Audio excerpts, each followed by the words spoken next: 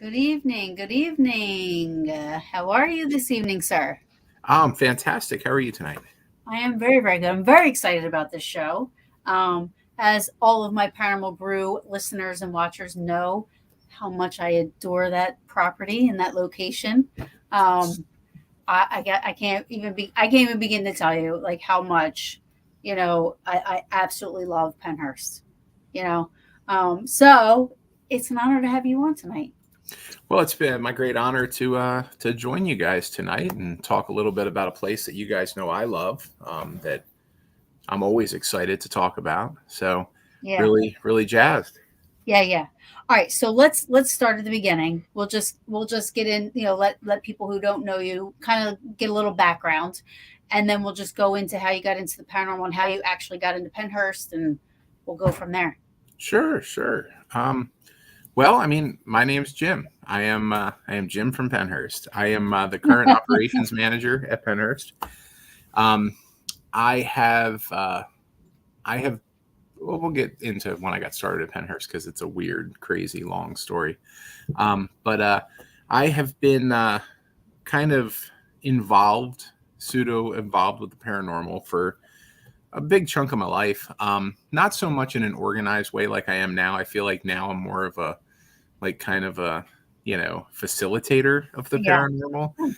yeah, Whereas before, I wouldn't dare call myself an investigator, but I was definitely a let's go look for spooky stuff at night at the abandoned building. Let's go tell the ghost stories in the dark, yeah, and search. And I've always been a pretty firm believer in everything that goes bump in the night. So yeah. it was a good fit finding myself at Pennhurst eventually. But I mean, even as a little kid, I was trying to hunt down the monster in the backyard and trying to look for the ghosts. Always believed in that there's a lot more than any of us could ever explain. And that's kind of one of the best things about life. Mhm. I grew up in the Pennsylvania area, Southeast PA primarily. Traveled around a little bit, but keep coming back here. Born and raised Philadelphia, and then in the Downingtown area, in Chester County, which has a rich paranormal history. Lots of cool stuff going on around there. Yeah.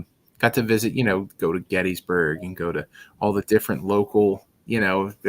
Pennsylvania is rife, and you got to remember it's part of the 13 original colonies. It's got a history, Yeah. so it's special, and I love our state, and I love what our state brings to the paranormal world. And I think we have some great sites in Pennsylvania, and I'm really excited that our site is regarded as one of those can't miss spots. So it's very exciting. Honestly, I have never left there. I know this is cliche, everybody uses this, but literally I've never left there disappointed. Never. Well, it's a wild thing, as somebody who's in charge of a site, like I can't promise anything ever. Like I just can't. It's not if I do, I'm really blurring the line of what we're doing. Right. And the truth of the matter is that I've never had to promise anything. Pennhurst over the years has become one of the most consistent paranormal locations that you can possibly investigate at.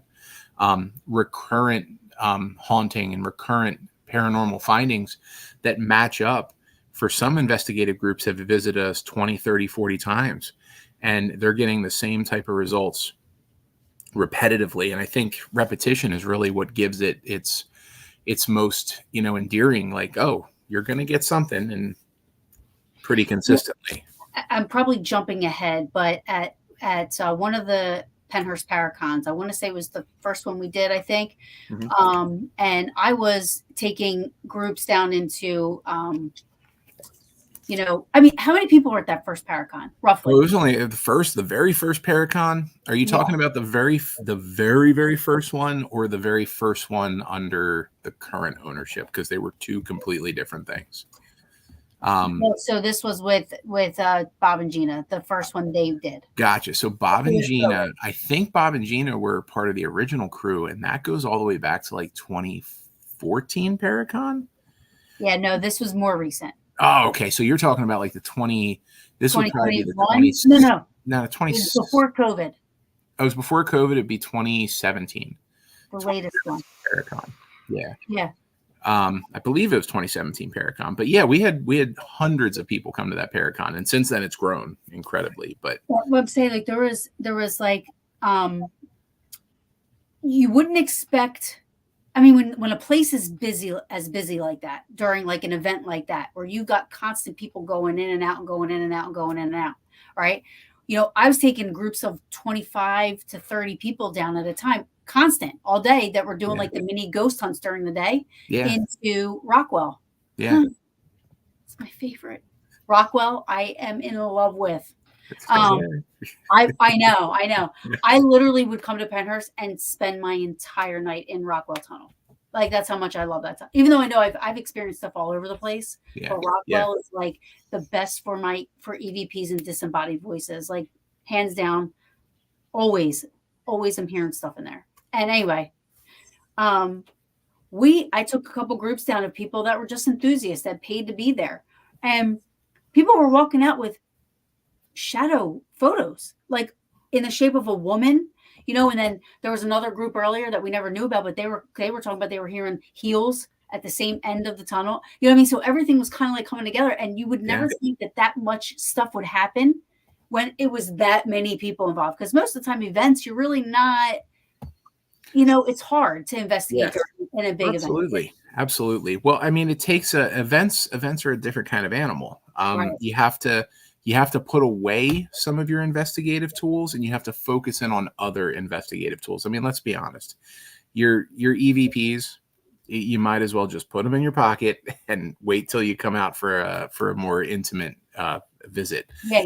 Because you're not. It's the realism of it. It's just not happening. But your photograph evidence, your video evidence, honestly, your EMF and your different tools like that, your thermals, all that stuff that's not being affected by the noise. Because ultimately, to me, that's the only real setback of large scale groups that we have, is the noise level, because noise carries, and you can never be 100% sure because noise carries.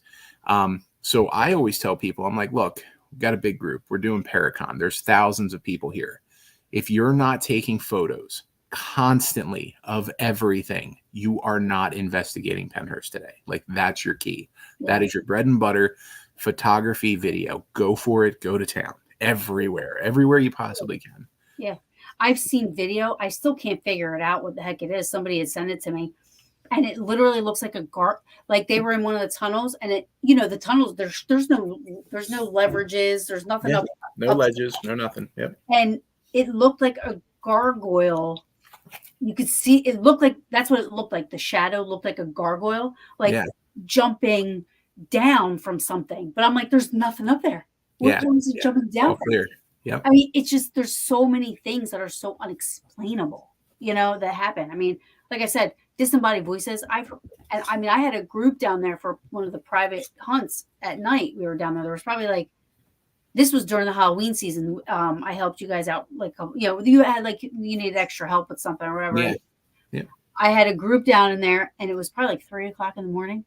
And all of a sudden, in the center of us, you just hear this, the loudest sigh. And I go, "Is that one of you guys?" Yeah, and it wasn't anybody. There, right? And everybody's like, "No, we thought that was you. That wasn't you." And I'm like, "No, it wasn't me." I'm like, "Well, I thought that was you." And then people down at the end, at the other, there was probably about I don't know, 7 people on each side. And at the other end, they were like, that we thought that was, I said, they were like, we thought that was coming from down here. I'm like, no, no, no. It sounded like it was right here in front of us. Like we all heard it, but it sounded different to everybody else, but we all heard Yeah. it and it was on my recorder. Nice. So that was like, and I've heard psych screams down there and in there, even coming from Mayflower. I've heard a psych scream. Oh yeah, yeah. I'm on the site a lot. I'm on the there's very few people who are on the site more than me at any, you know what I mean? You can count them on your hand how many people might beat me out hour wise in a year. And I will tell you, as part of the site crew, as part of the team that like works there and does keeps the place up and running, we have to investigate stuff all the time. Not because we're hunting for the paranormal, as much fun as that would be, but because we don't know who it is. So when we hear voices, we have to go investigate, and 99 times out of 100, we're not finding anything. Right. We'll hear a scream, we'll hear a shout, we'll hear murmuring voices, we'll hear footsteps, we'll hear all those things, and we have to investigate all of it because it's our job to. Right. Like make sure there's no trespassers on site, because that's always a problem. Yeah. And we almost never find anybody, Right. or we immediately find the trespasser who is making all the racket. Like it's, because like our camera system will set off and we know that there's trespassers because our camera system, but we'll be sitting there doing work or working on the property, doing landscaping, you name it. And suddenly we hear voices in one of the buildings. And we're like, what the heck is this about? Oh. And we go check the building. There ain't nothing in that building. Love that property. I love the buildings. I love the property. I know I kind of jumped us ahead. I apologize. But so let's let you, where you want to go back to, like where you were getting into the paranormal? Well, we could talk about, where it started. With Pennhurst. So I actually came to Pennhurst in official capacity as a worker, as a staff member in 2012. That was my first year. I started out with the haunted attraction. Since then, I've just been steadily working my way up the ladder until I became the operations manager in 2018. Been the operations manager ever since. I enjoy it. I love it. Absolutely love it. I'm actually one of those damn kids that would break into the place back in the 90s. I remember you telling me that. The original shutdown. Yeah. Like I totally was one of those kids who would break in and look for spooky stuff at Pennhurst. Yeah. And we had experiences back then too. We had some really interesting experiences back then. I remember specifically one, we were moving through the tunnels way back when, and one of the big heavy tunnel doors slammed shut, locked us in the steam chase. And we're like, what is going on here? And we just beat feet out of there because we figured somebody was messing with us. Luckily, the steam chases all exit out into multiple areas. We were able to get out, but that was pretty terrifying, because those doors are heavy and it swung like it was nothing to it. It was wild. Yeah. But ever since the 90s, and Pennhurst has that kind of stigma to it, where it was this abandoned monolith hiding in the woods for years and years. Yeah. And it's only relatively recently, 2010, that the place kind of opened up to the public, first year of the haunted house. And then, they spent some time clearing out areas and making the place more accessible. They started expanding ghost hunts. We introduced the history tours were introduced in 2016. And that's been one of our most successful expansions, is the history tours. That's been huge. Yeah. Almost every weekend they're sold out. It's fantastic. That's awesome. Yeah. I was at when you guys had your first Halloween attraction, the first year, the Halloween attraction. I came and visited too, 2010. Couldn't help myself. Had to check it out. Yeah. We've come a long way since then. Our haunted attraction is. Listen, I went for the first time this year, right? You literally, it's so good. And I'm not just saying that because I love Pennhurst people. I go to haunted attractions every year. My big one's always Eastern State because Eastern State. So I went to Eastern State every year. Loved it. Pennhurst blew it out. I was like, wow. You know why? Because I don't want to say a lot. Almost all of the props, everything looks so real. I was walking down this one where there they were like mannequins, but it's people. And I'm like, I was scared to get up to it because I was like, is that real or fake? Is this thing going to jump out at me? Like literally. And then the best part is those, I don't know what they're called, but where it looks like there's bodies in the water, in the liquid, and how shark, or who did that? Those tank guys? The tanks. Yeah. We have cryos and we have tanks. We have actual massive water tanks that hold bodies. And then we have cryo tubes that hold bodies too. Both of them look very, very realistic. Very real. I mean, like everything looks so real, and it goes on for days. You feel like it's just like one awesome thing after another. Even like when you had like the things like jump out at you, like everything is not cheesily done. You know what I mean? You can tell it is a high end major thrill attraction, and it's and luckily it's as good as it is because of the incredible team behind it. The tech and build team behind it are truly some of the best in the industry. Our owner operators support what we're doing, and they are a driving force to growth. They're incredible. And then we have great actors, and we have great staff and great leadership putting it all together. And it's that show. A great artiste. Oh yeah, it's exceptional makeup, exceptional costumes. And the great thing about it, and this is the part that a lot of people may not know, when the new ownership took over in 2016, they evaluated the whole attraction. They looked at the whole thing. They brought in independent advisors, people to tell us how to be more sensitive to people with disabilities and the disability history of the property. And we instituted a lot of the stuff that they asked us to. We devised a lot of different things. We changed a lot of different things.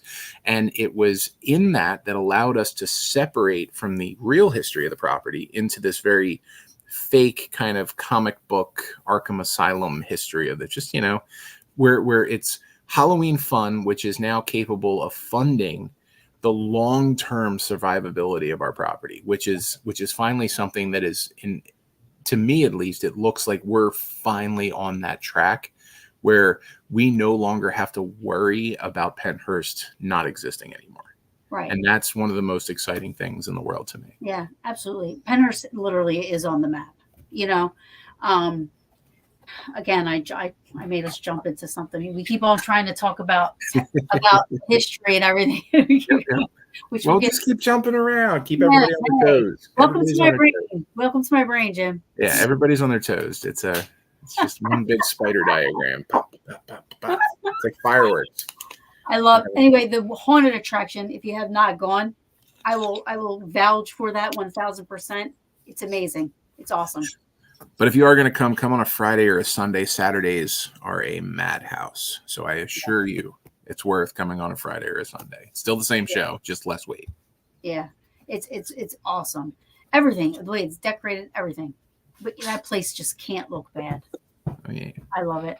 All right, so you start working there. Now, were you working there for just groundskeep, or? Well, so I started as an actor. I was seasonal. I was seasonal part-time. I was just an actor, and I worked 2 years as an actor. By my third year, I was an attraction leader. I stayed an attraction leader until 2016 when the new owners took over, and I took on the role of assistant manager. 2017, I was still an assistant manager and turning into the operations manager. In 2018, I was the operations manager. Okay, good. So, but at that point, like the paranormal was already. Oh yeah. Paranormal was definitely running by that point. A lot of people were investigating. A lot of weekends. I know that we expanded our paranormal offering from 2016 to 2020 to COVID. I think we quadrupled the amount of public paranormal investigations that we were holding. It was like a once a month thing, and we turned it into a once a week thing. Yeah. And that's been incredibly successful.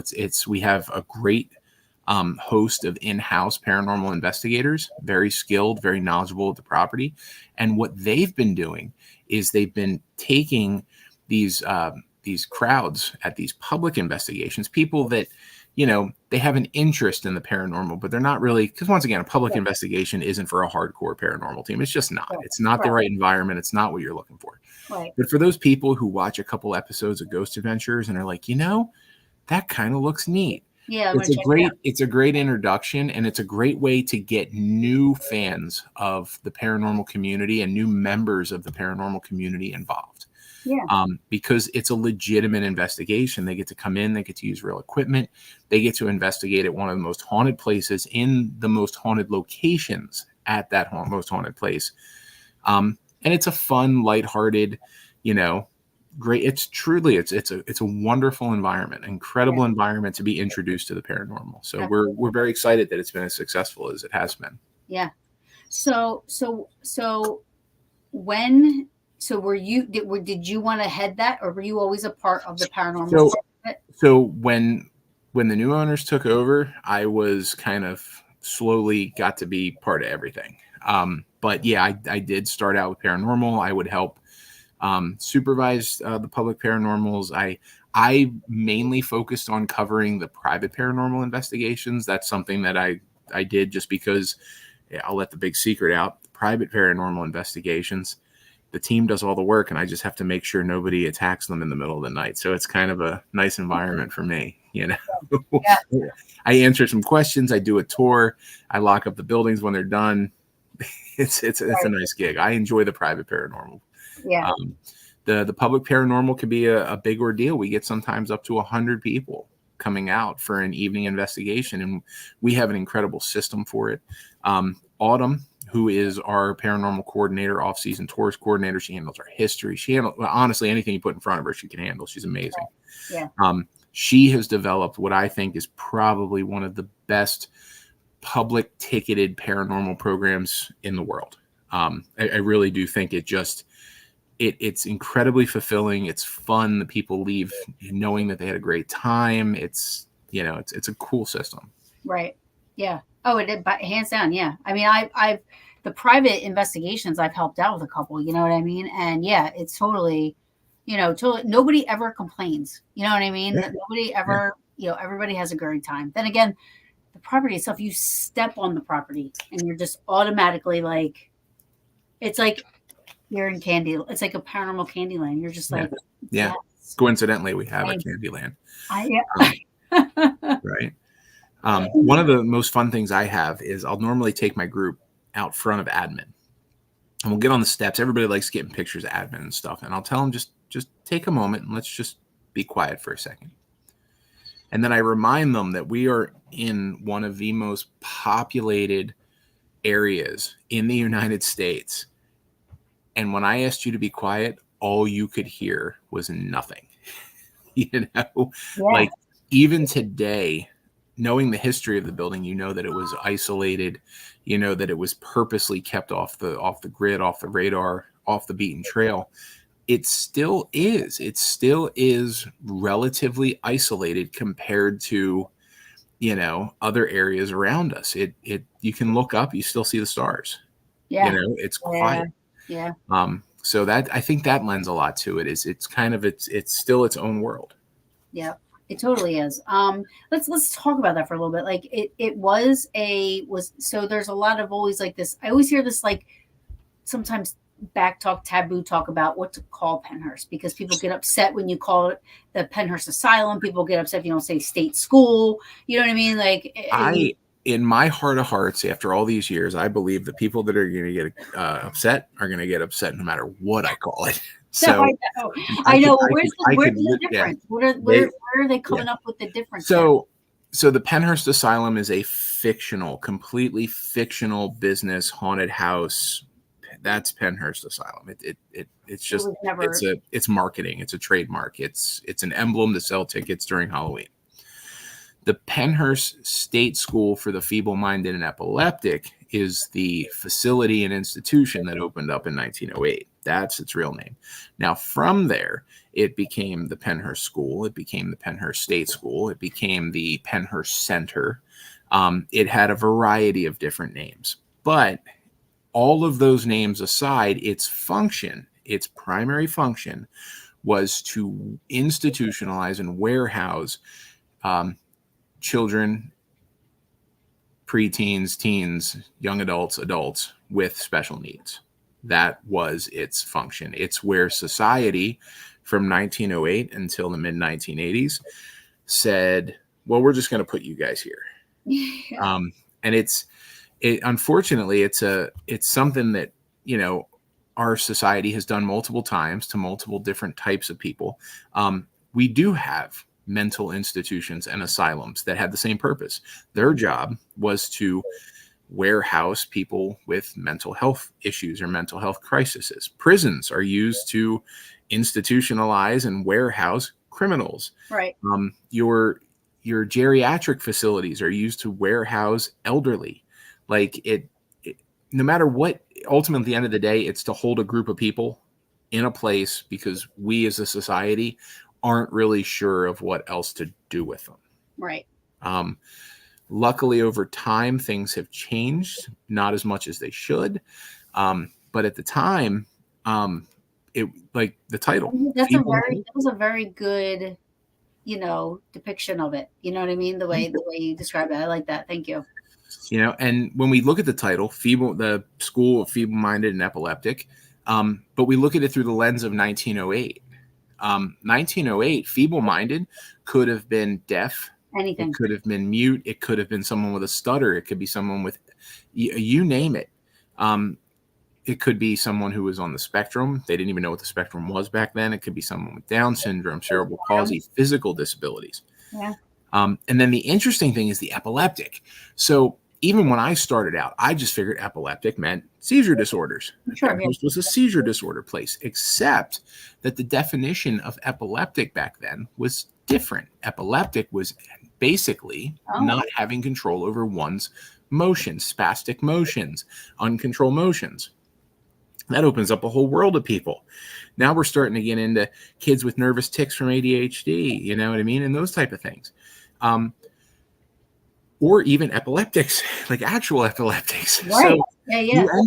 You ended up with this huge cross section of disability, which was part of the problem, because now you're warehousing this disability with that disability and they don't mix. It's very difficult to help either one of them if you have them living together. And you ended up with those situations. You ended up with high functioning residents and low functioning residents. You ended up with high acuity residents and low acuity residents. These residents, some of them would suffer from being around low acuity residents because they don't need to talk. They don't talk. So why am I going to talk? So they'd start losing the ability to talk. They would suffer what's called regression. And this is how the site carried on for 60 plus years. Yep. Before any real intrinsic change started to begin. Pennhurst was a place that from its get-go was overpopulated. It was how many people can we fit in for the cheapest amount possible. The state was very consistent with its budget for Pennhurst and was very consistent with having a low budget for Pennhurst. Right. As early as 1912, we're talking 4 years after opening, and we're still 6 years from first phase being complete of building. The superintendent says a letter to the state, hey, we need money and people. There's too many people here. We're overcrowded. It's 4 years in. There was reports. There was police reports. There was internal memos. There was budgetary requests. You name it. A lot of people tried really hard to get the resources that were needed, and they were rebuffed again and again and again. Because once again, when you warehouse people, you start stripping the humanity away from them. They're not 150 kids living in that building. There's 150 numbers, and each one of those numbers costs us $4 a day. Right. And that's how they were seeing them. And that's the real tragedy there. Yeah. Now, when you add in the fact that Pennhurst operated for decades with overcrowding, underfunding, institutional neglect, and abuse, and then you add in a society of people, a classification of people that have high morbidity. So when you have a child in there with hydrocephalus, they don't live a long life. They live till they're 12. They live till they're 13. When you have a kid in there with an uncontrolled seizure disorder, they might make it to 8. Yeah. You know, a child with severe Down syndrome might make it till 16, 17. Right. So there was a lot of problems, And then you have them in an institution, which means if one gets the flu, 30 get the flu. Right. One gets tuberculosis, 100 get tuberculosis.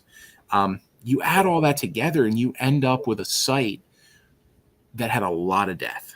There was a lot of death on site. And it's my belief personally that a lot of those souls remain for a number of reasons. But I believe that there's a lot left. There's a lot of emotion left. I believe there's a lot of, if you believe in the idea of the recurrent haunting, the residual haunting. Yes. If you're a student of the residual haunting, Pennhurst is rife with that. And I believe it's because of the level of tragedy that was layered on those grounds and the level of emotion that was assigned to those events. I think there's a lot of residual because of that, because just boom, and it's imprinted, you know? Yeah. But too, I mean, most of the people, a lot of even, and then I'm going to say the younger kids, you know, that was their home. It was. It absolutely was. So if you know, the theory of, you know, dying and you don't know you're dead, or if you're dying when you're a child and you don't know, you know what I mean? A lot of, like, if that's their home, that's all they knew. Yeah. You know, I mean, one of the things that always struck me is very, very specific to Pennhurst, and it's a story I've heard multiple times from multiple historians, people that were very much involved when the place was open, is that when a child would turn 18 there, they would ask the child, "Hey, do you want to leave?" And that kid, that 18-year-old now, would be like, "What do you mean leave? This is where I live. Like, this is home. I'm going to stay here." And I believe that for the ones that may have passed away, I believe something very similar is happening. I believe that they're whatever option we're faced with at the end, I believe that they looked at it as, well, why would I leave? Right. You know? Right. Absolutely. I had a cousin that was a resident there, and he was there his whole life.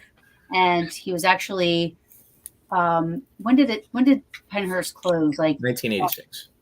Okay, so the close down started in the 70s, finished up 1986. So in 78, I want to say so this is because all I heard was when he turned 18, they moved him to Hamburg State Hospital. Mm-hmm. Mm-hmm. That was though in 78. So I don't know if it was because somebody had said, I think they were closing, but that would have not made sense. Well, so they were. So 1968, something very, I use the term exciting because to me, exciting is dynamic change happening at the right time. Right. And in 1968, Bill Baldini's expose, Suffer the Children, aired. Now, what was different about this? Now, this wasn't the first time that anybody said, hey, Pennhurst is really bad. You guys should do something.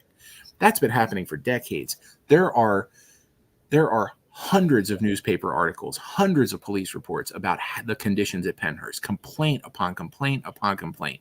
The world knew, but the issue is that the people that knew and could do anything about it were right local. So the people that didn't know was everybody else. They might read in the newspaper, oh, that Pennhurst place, and how the Phillies do. And they turn the page and it's gone, it disappears. Bill Baldini did an expose that aired prime time for a week. It was 5 days. Every day, families would get together around the TV. They'd pop in their dinner. They'd turn on the news, and Bill Baldini was showing them the truth of what Pennhurst was. And that it wasn't some third world country. It wasn't some far off place. It was 45 minutes away from Center City. Right. It existed right here, guys. It's right in front of you. Right. And once again, I don't think that the expose would have been enough if it didn't happen in 1968. Okay. I think if it happened in 1954, it wouldn't have mattered. I think if it would have happened in 1984, it wouldn't have mattered. But in 1968, the entire world is in this huge cultural and civil rights revolution. Yeah. The world is. People are marching for the rights of everybody. People are fighting for their rights. They're fighting war. They're motivated. There's a whole generation of people who are invested in the idea of sticking up for those that are downtrodden. Right. And that's what the people of Pennhurst needed.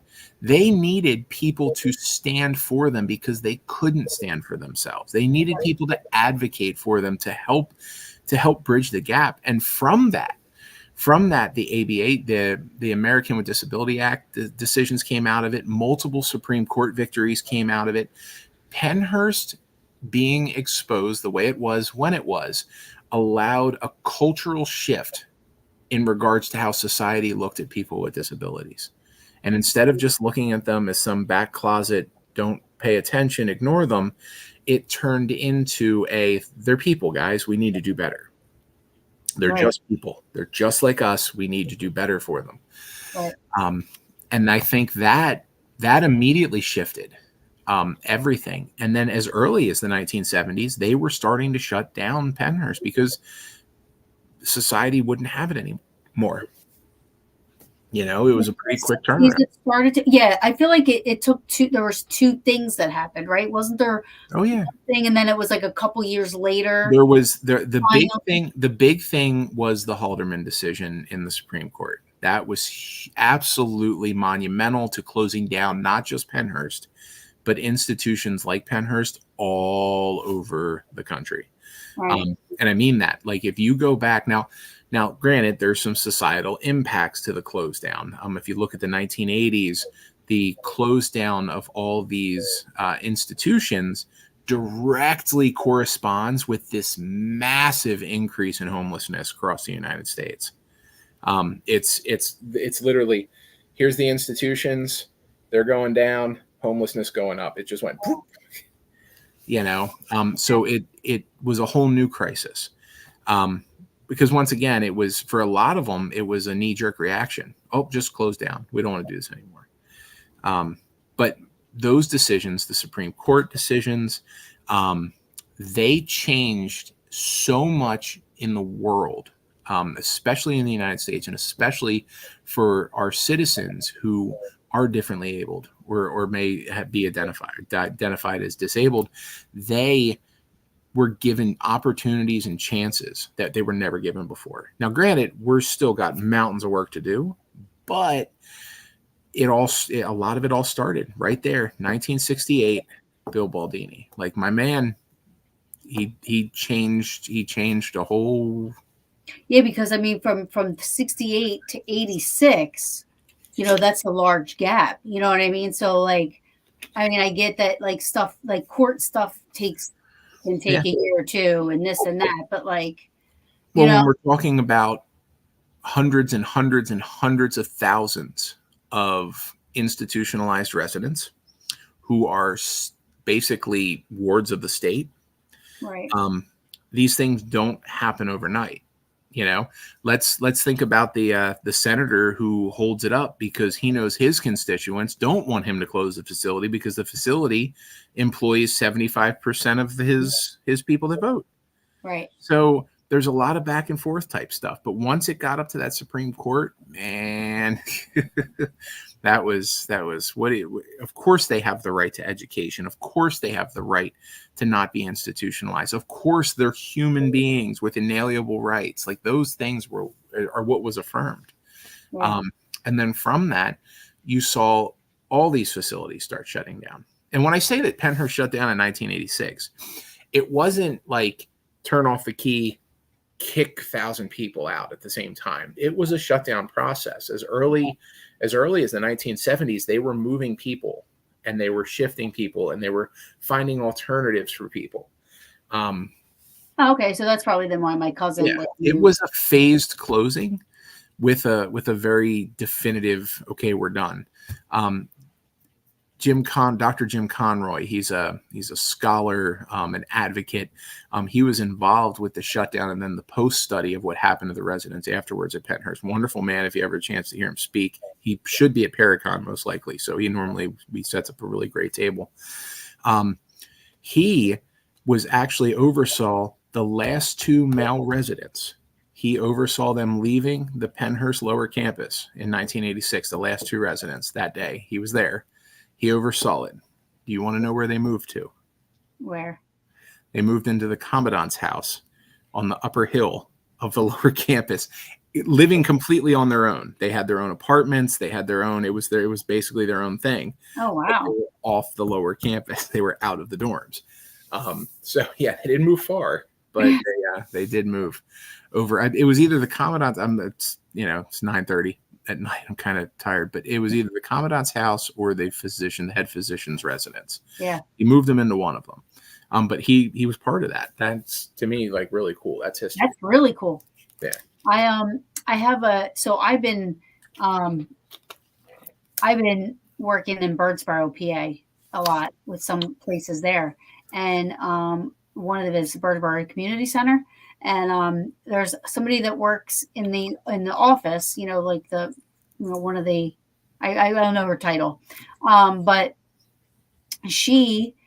her father worked in Pennhurst while it was operating. And I keep on trying to get, because she would go with him over to go over there to work and stuff. And so I'm like, will you guys please come on my show? I was like, come talk about the place. Yeah. So I will tell you, if you're ever just hunting for the full on history side of it, we have 2 former caretaker nurses working for us in our history division. They both come in every history tour, and they're in the museum at Pennhurst, which Pennhurst has current Pennhurst has the only disabled rights museum in the United States currently, which is super exciting. That we're able to share that history and talk about that history. But we have 2 former residents who share their stories and about their time at Pennhurst live and in person. It's such a great thing to experience. It's one of the reasons why our history tours are so amazing. So how did they feel coming? And the people that were a part of all that stuff, like, how do they feel coming back to Pennhurst? So the stories I've heard of the staff, I believe emphatically. And I believe that the staff had a couple different types of categories. You had staff that was just there for a paycheck. They came, they did their job, they left, they didn't care. You had staff that was there because it's the only place they could get hired, and they were the nasty, bad, abusive ones. And then you had another classification of staff, and these people would come in and they did everything they could for those residents. And I believe our staff that we have now fall into that category of should be eligible for sainthood. These women would take their meager money they were making and use it to purchase stuff for the staff. You know what I mean? Like, who does that? Like, but they did it because they cared about these kids, and they were kids to them, Yeah. They appreciate what the direction that we're going. And they appreciate that we support the history, that's our focus, is in maintaining the site and keeping the site so it doesn't slip away to the pages of history. Because once it's gone, it's gone. That's it. Right. Never get it back. And I think they appreciate what we're doing, and they're just excited to be part of it. Like the next page for them. Yeah. It's a huge property. I mean, like, literally, I mean, you could get lost on that property. It's so big. There's probably one of the houses you just mentioned. Either house. I don't know this. Can you guys get in? Can people get in either house, or is that something in the future? The commandant's house currently is not available. Can I get in there? Of course I can get in there. Of course you can get in there. It's not available. I know you can get in there. Unfortunately, we're kind of going back and forth with the state because it is right on the other side of the property line. It's not technically ours, and we're trying to figure out the best way to move forward. Unfortunately, the way the state is looking at some stuff, they may make mandates that we might have to tear some things down if they're going to give us the land, which is terrible. But at the same time, us moving forward and developing the property in the very unique way that we are is allowing us to save things that were never on the table to be saved. You got to remember, 5 years ago, the whole place was going to end up as redeveloped. Everything gone. Yeah. And since that time, we're in a completely different mindset now. Yeah. So that's exciting to me that, Amazing. we're talking about restoring things now, like true restoration. That's where we are now, is true That's awesome. restoration of buildings. Yeah. And a lot of times, like people, that's the reward to me, even though it's like a little bit, helping out at Pennhurst, either for the Paracons, for the ghost hunts, coming there, paying for this or paying for that, however it is that I am contributing to Pennhurst, I am contributing to the history of this property. I'm helping, 100%. and for me, that is, people are like, do you volunteer? I'm like, yeah, I volunteer. That's how I mean, I am doing something I love, but It's a hell of a trade. You get to spend some time, you spend some absolutely, time and you get to spend yeah, some time. It's, yeah, absolutely. And to me, I'm like, it's a win-win. right. Like I love coming to Pennhurst and seeing that the buildings are still standing. And even though I was just a little part of it, I was still a part of it. Absolutely. And still contribute. Absolutely. So When every, yeah, we are in the process of stabilizing buildings. We are in the starting process of restoring buildings. Like this is an exciting time. And at the end of the day, those buildings will be available to people in the future. And yeah, that's huge. that is huge. So there was a question back here. I just want to get to it. Brandon. Hey, Brandon, I hope you're still here. He said, is there one building you don't like to go into? So there's no buildings that I don't like going into. There's some areas in buildings that if I don't have to be right there, I'm probably okay with not being there. The eastern basement of Devon has areas set up as classrooms. I don't like it down there at all. I've had it's too heavy and I don't like it down there. It's just not for me. Mm-hmm. Another area where I didn't like going actually might not exist anymore because it was under dietary. There were subtunnels under dietary that were about 30 feet underground. Subtunnels. Yeah, there were tunnels under the tunnels. Like, so you have your basement and all your basements line up to the tunnel system, right? Yeah. Well, in the dietary structure, there was another basement and tunnels under that. What? Yeah, yeah. What Weird, did they crazy. use those for? They were steam chase. They were steam tunnels. They went from when Pennorganic Maintenance Building was originally a power plant. That is how they would move steam and stuff back and forth. I wonder, So, that if they location used down them. there, Yeah. hmm? I They wonder. may not. I don't think they're there anymore because they collapsed the buildings on top of them. Yeah. Yeah. No, I mean, like, I wonder if when before that, like while it was up and operating, if they used them. Oh, I'm sure they used everything at Pennhurst, so I'm And sure it was that's used. It wasn't really cool. abandoned. Um, but at the end of the day, that was an area that I was never happy to be in. Tunnels. The Interesting enough, we were able to open up the basement of maintenance last Paracon for mini ghost hunts, and many people didn't know what that meant. The maintenance building, what's this about? The maintenance building basement is one of the areas that I don't like being in. I Well, did just you have an experience there, or it's not, it's just this overwhelming sense of oppression and pressure, and it as soon as I walk into that space, my anxiety just starts spooling up and I'm like, I don't want to be down here. now do Let's you get out think of here. that do you know like some of the history that occurred in the basement of maintenance? Like, do you think maybe that had something to do It was with the it? original coal chute landing for the power plant. So we're talking an industrial setting with industrial workers, which means things like industrial accidents could have happened. Once again, I don't have specifics, but the environment is an environment where I know for a fact people got hurt. I know it's a fact that people very well could have died just Yeah, because a 1918 power, a coal driven power steam plant, not yeah, the safest yeah, place to yeah, work.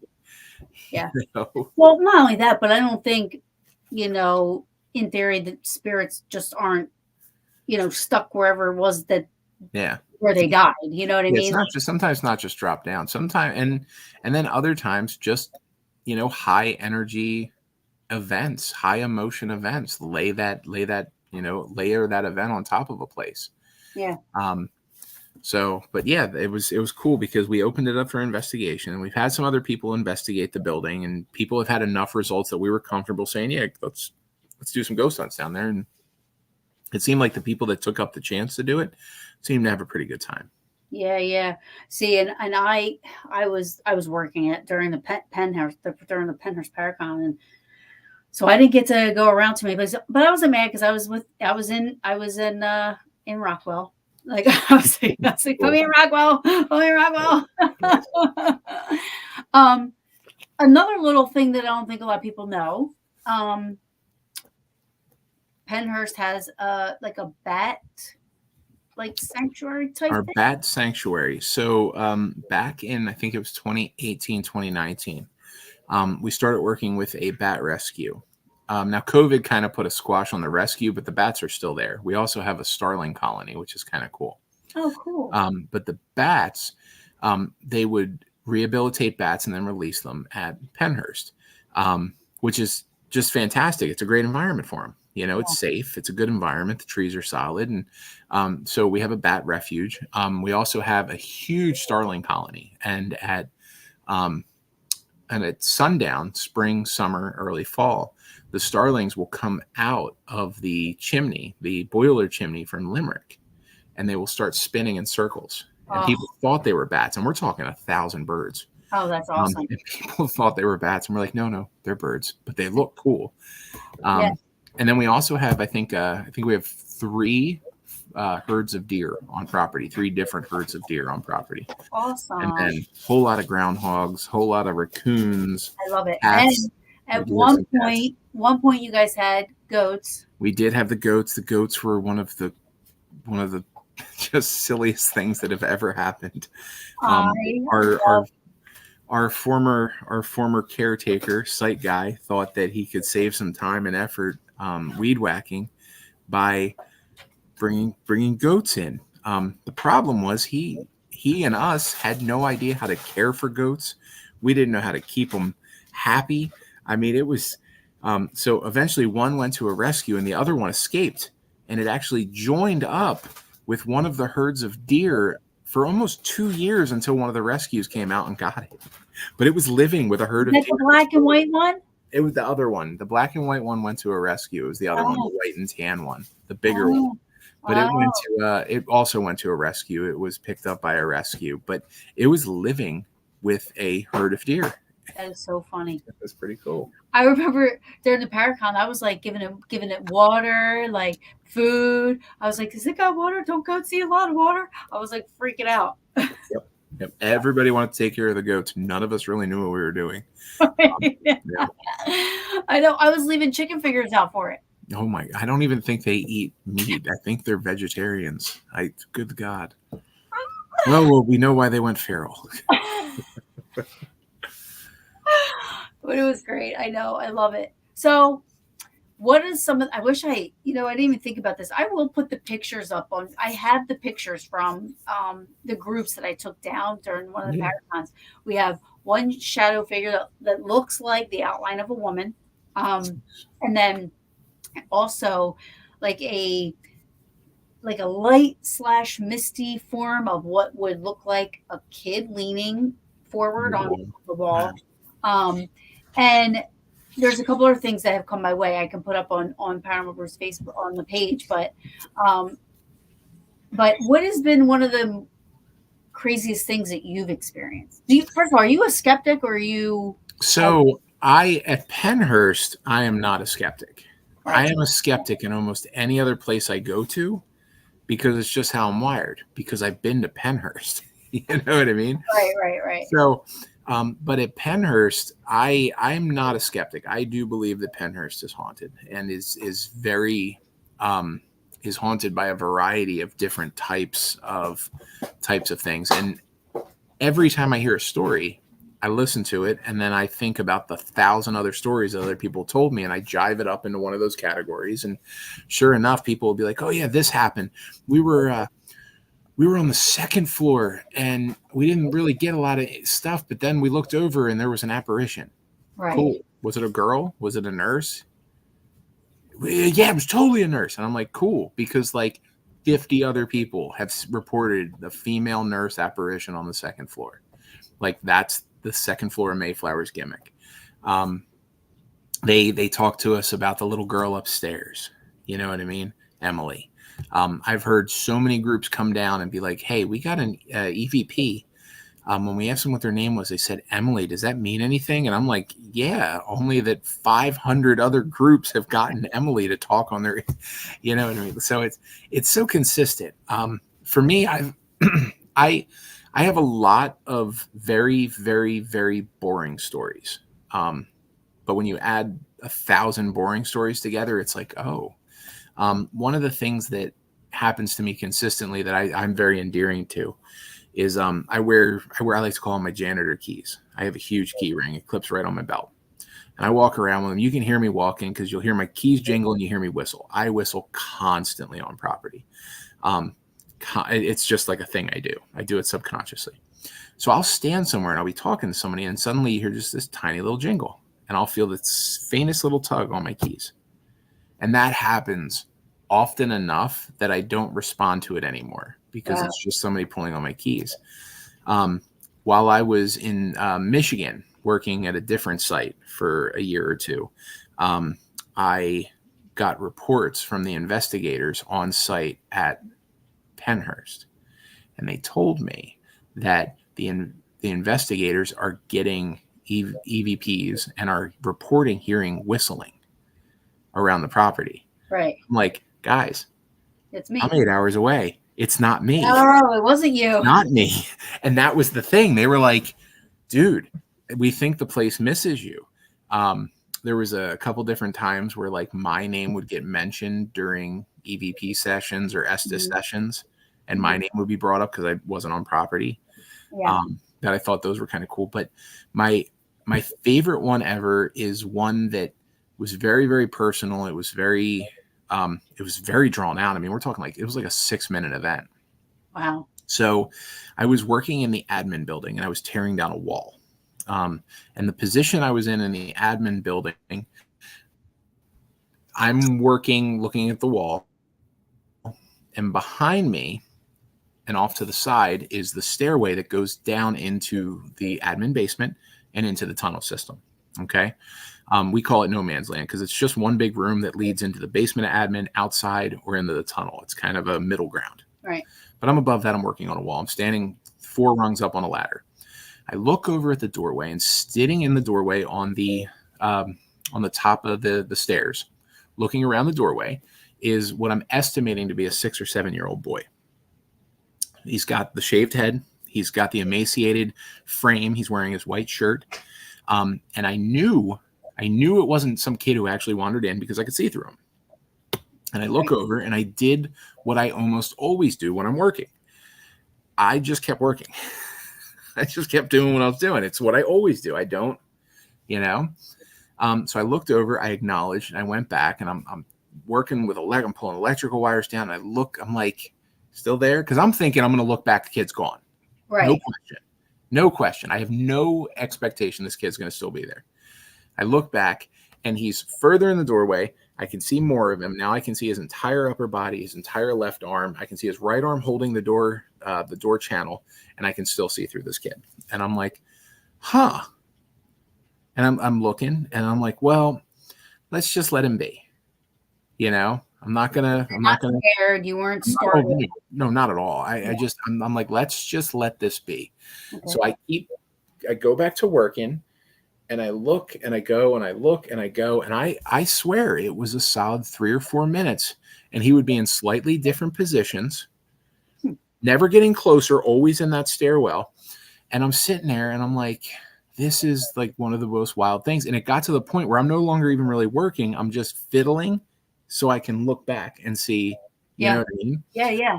I don't have my phone on me. I don't have a camera. I have nothing. I have tools, Yeah.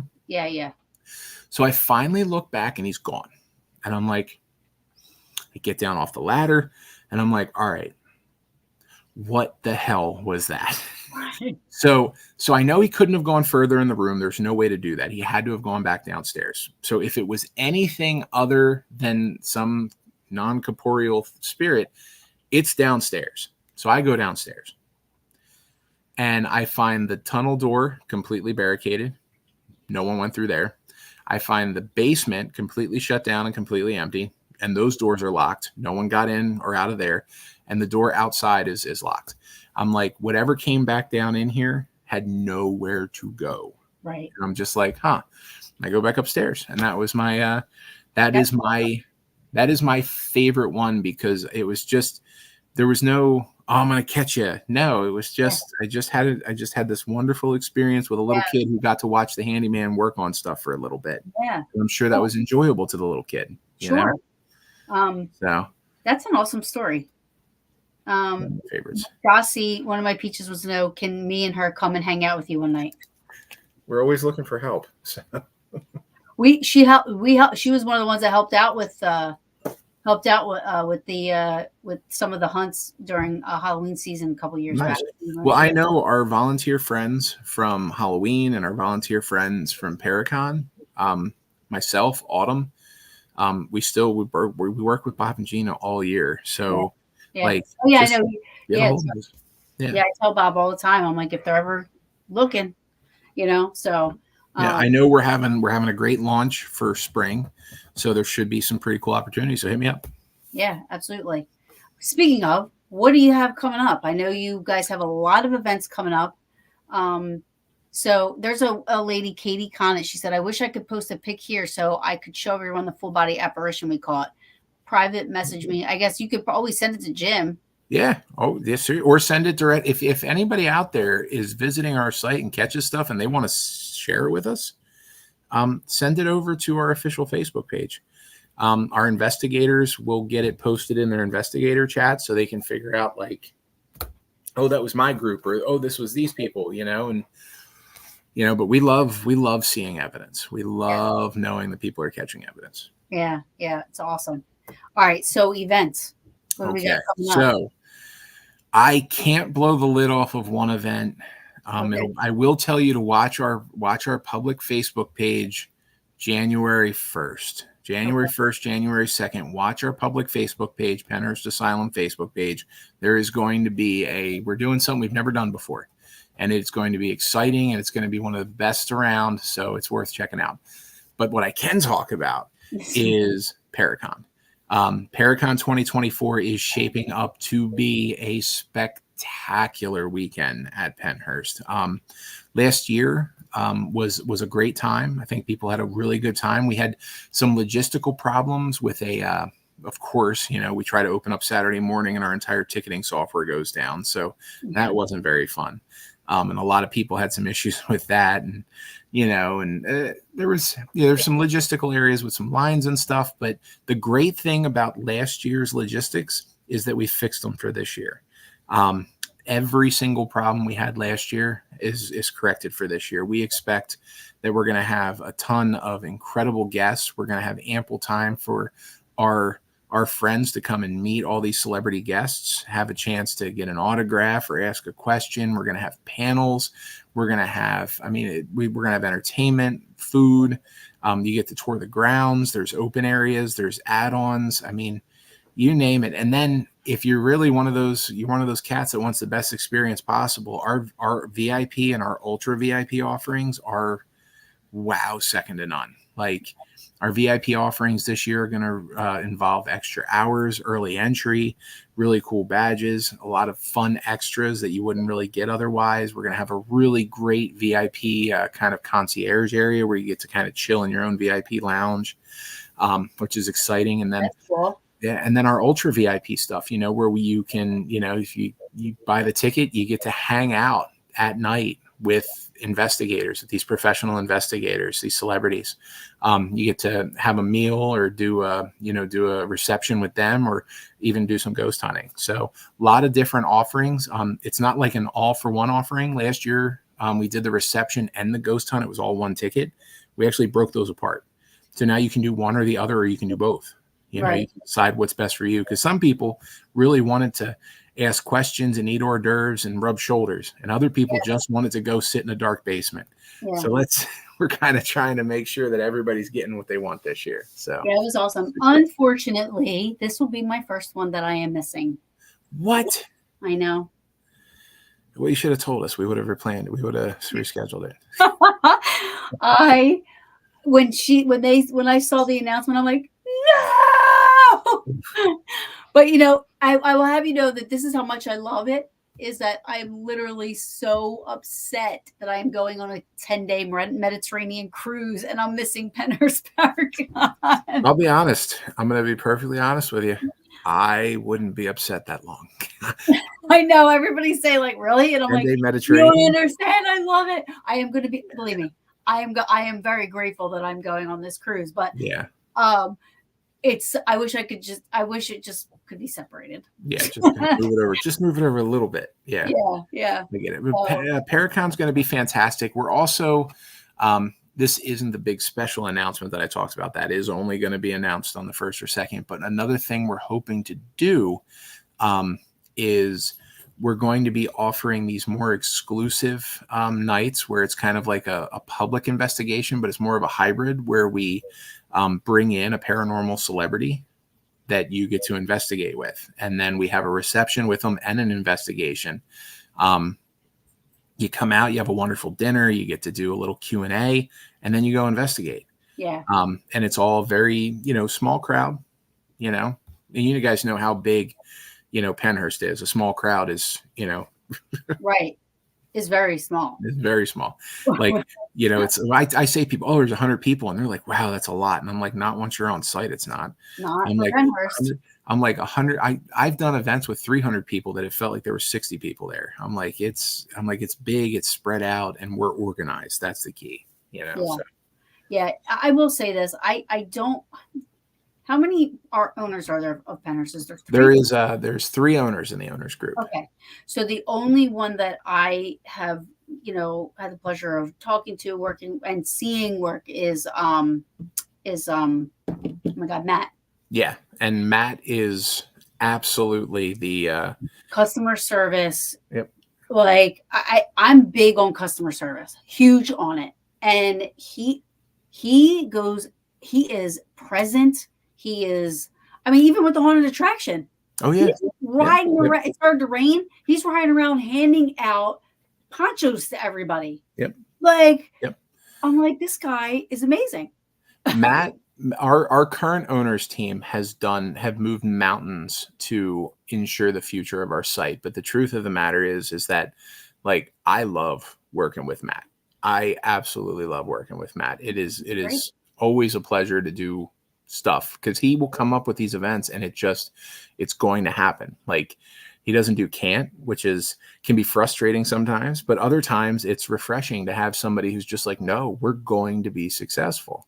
Yeah.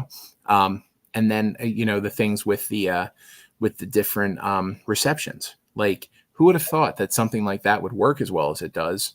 Matt did. Matt knew that would work. And when we put it into play, people loved it. People loved the idea of sitting there with their little hors d'oeuvres, standing next to Jason from Ghost Hunters, listening to him talk.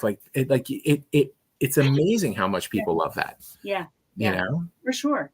And that's the thing, like, being somebody that's like kind of in the background, but like, going around through the crowds and listening to the people talk, everybody is happy. Like, they're experiencing Pennhurst all these different ways, but no, sure, there was probably some stuff that, wasn't seen or heard, that things happen and this and that. But we had people that were unhappy waiting in lines. We had people, I'll tell you, our friends over at, what are they called now? They used to be one thing. Now they're not. Paranormal, not Destination. Destination Fear. Destination Fear. Yeah. But it's not Destination Fear anymore. No, it's with Jossie. Project Fear. Project Fear. Yeah. Okay. So I will tell you, I am aware of Destination Fear. I know they're fantastic, wonderful human beings. No one on the planet expected the first 1,500 people who arrived Saturday morning at Pennhurst to get just in their line. Right. No one expected that. No one could have planned for that. Right. Like, we tried to be like, hey, Ghost Hunters, and they're over here, and that didn't matter. everybody, and to me it was like, oh cool, well that means like they're going to meet celebrities that they want to meet, like they're excited for it. Right. But when you're building a show, it logistically threw a hurdle at us that we never anticipated, that the first 1,500 people through the door are only going to one place. Right. And we tried. We couldn't get them to go anywhere else. Right. And unfortunately, because that happened, we had to almost immediately move their venue to a different area to hold the line. But then because of that, it bogged everything down with the line. It was like, oh man. Yeah. Well, that's what I'm saying. We Like, got plans for that this year. We already planned for it. Now we're ready for it. Now all 3,000, 4,000, 5,000 people could go right to one person for all I care. We'll be ready for it. Yeah. You know? And see, and that's the thing. Like, that's a lot of things that people don't understand when you're throwing these big events. Yeah, stuff is going to happen. You know what I mean? Like, you got to learn from it, you know, and that's what you guys do. Every year it gets better and better. Yeah. Last year was wild. Once people got in and were able to hit the vendors and the food and everything, I think they really got kind of over, you know, they understood I'm having a good time here. Yeah.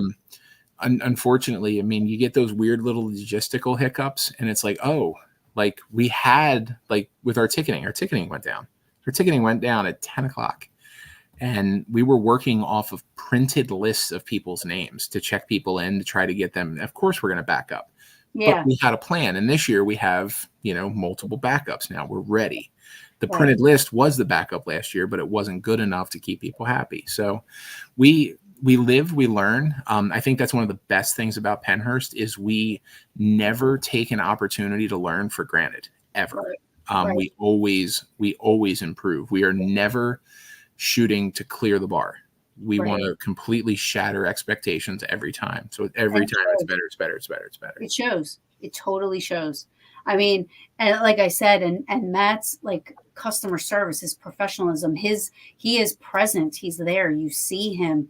He's not just caring about his employees or the people that are working it. He's also making sure the paying customer, you know, the other people, everybody's okay as best as he can. You know what I mean? I mean, one year he came up to me during, like, when we were walking people around doing the ghost hunts, and he's like, is everybody happy? Has anybody complained? What are they saying? I want to know because I want to fix it.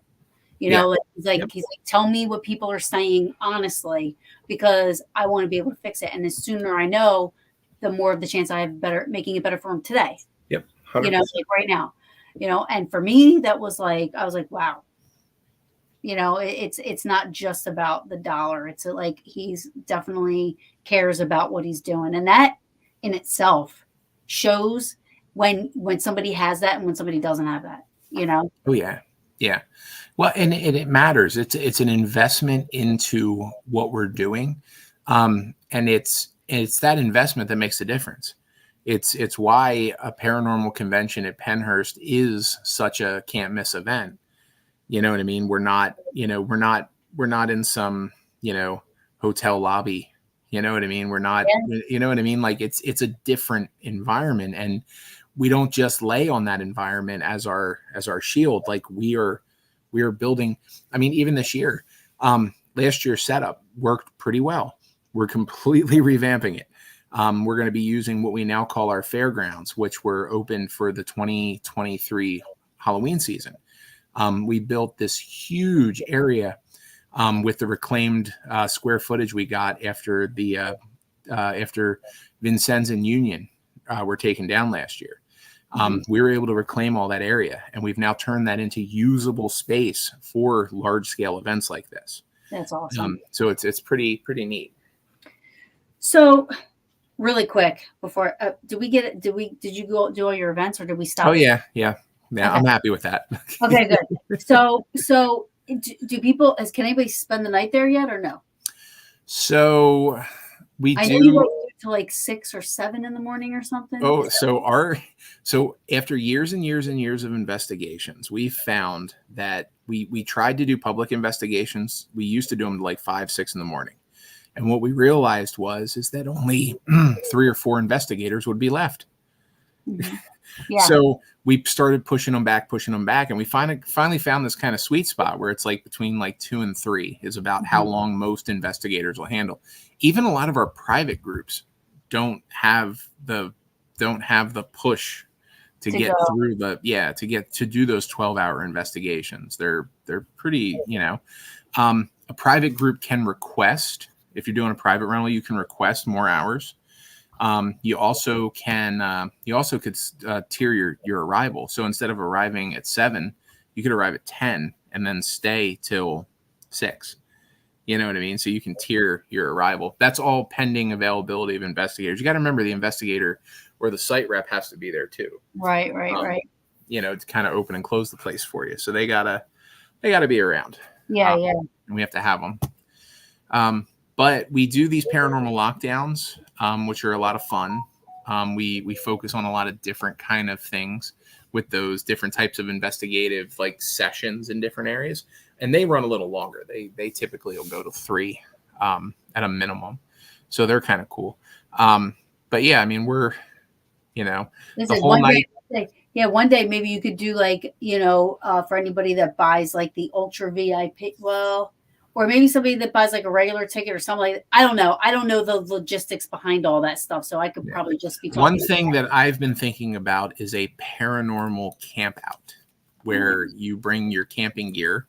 Yeah. You can camp out at Pennhurst. You get there Saturday at 6:00 and so that's something that I might start playing around with and see how we can do that, but do a paranormal. We've done a themed camp out in the past that it went over pretty well, but it was very, very labor intensive. So we're looking for things that aren't as hard to do, and maybe a paranormal camp out would be a cool answer for that. Sounds amazing. I'm in. Totally in. Cool. But yeah, like that's what I was saying. Like if somebody could win to be able to do, I was going to say overnight, but if an overnight's not possible, then do camp out or whatever. But yeah. That would be awesome. I'm all for it. I think everybody's right. Me too. Nice. Yeah. Love it. We'll go with it. Well, I have had you for 1 hour and 15 minutes now. And I want to thank you so much for coming on. Of course. And talking about one of my most favoriteest places. And I'm looking forward to getting in there, even though I'm not going to be there for the Paracon. Pennhurst we always love coming there. So thank you so much. Thank you. I appreciate you having me. And people can find what? Pennhurstasylum.com is your portal to everything Pennhurst. Everything, Ben. They can contact you guys. They can, that's where they request stuff, like request if they want to do a private tour, if they want to do all this stuff, like that's where. That's absolutely everything. That's everything we do. Awesome. All right. Jim. Yes. Thank you so much. Yep. Love you. I'll see you soon. Thank you. Yep. See ya. That was awesome. He's awesome. Make sure you guys go check it out. I don't even have to say anything more. I mean, this show was just filled with everything and gave us all the information. Please check out Pennhurst in some capacity, whether it be for the Paracon, the haunted attraction during October and Halloween season, whether you're just want to go check it out for the history tours and daytime tours. I mean, bring a recorder with you while you're doing the history tour. You don't necessarily have to do a ghost hunt, but you can always just have a record. And the pictures you can get there. I mean, the history is amazing. The place is amazing. I can't say enough about it. I didn't show this, but I am wearing my Pennhurst shirt that we got for working the Paracon, but I'm wearing that. And this is the back of it. Let's show. And so go check it out. Check out Pennhurst. The staff they have there, everybody is awesome. And I will see you guys next week.